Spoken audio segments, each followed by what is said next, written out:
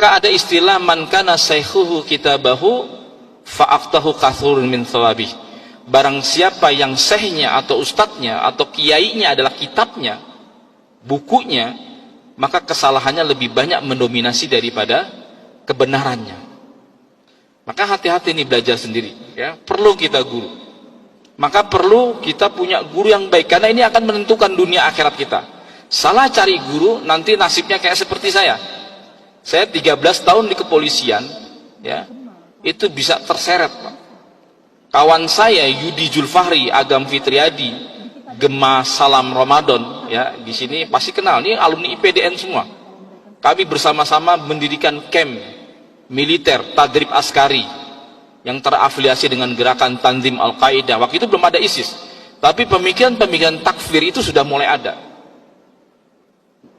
Dan semua itu bermula dari pemahaman-pemahaman yang saya katakan tadi. Kita ingin kembali kepada Quran as-Sunnah. Karena kita salah dalam mencari guru, maka akhirnya kita terseret, terjebur. Jadi kemarin, setahun yang lalu saya diundang oleh Polda Maluku Utara, Pak. Itu ada polwan 2 orang namanya Bribda Nesti dan Bribda Rini. Itu dia, ya, itu tergabung, terafiliasi dengan kelompok JAD dan bahkan mau siap jadi semacam jadi bom bunuh diri, ya, dan dia sudah siap. Ini anggota Polwan. Sebelumnya ada anggota Polri, saya sendiri, ya, Yudi Julfari dulu pernah di sini di PDN. Ternyata gejalanya sama. Akhirnya dikumpulkanlah teman-temannya, kawan-kawan di sebuah komunitas yang namanya komunitas sunnah. Mereka pada protes sama saya, Ustadz, saya ini nggak disuruh, ya, kami ini bahkan dilarang untuk demonstrasi. Saya, Ustaz, kita menganggap bahwa Bapak Jokowi ini adalah ulil amri kita. Iya, saya percaya itu. Kalian nggak akan diajak untuk ngebom, untuk nembakin, enggak. Kalau diajak seperti itu, kalian pasti akan tinggalkan itu semua.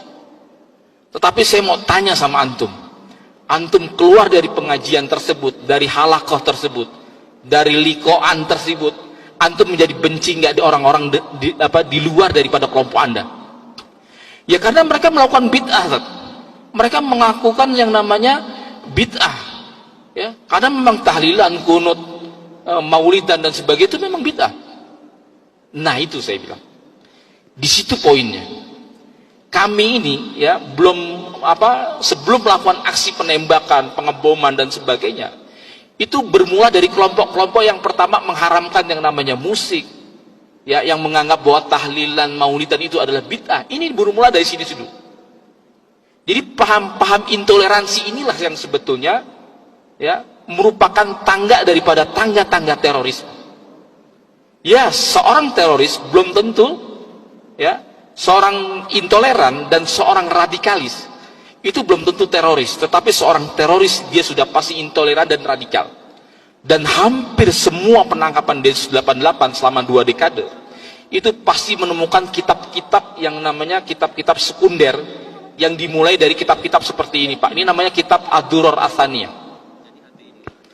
Ya, kitab Ad-Durar Ats-Tsaniyah ini ada 16 jilid.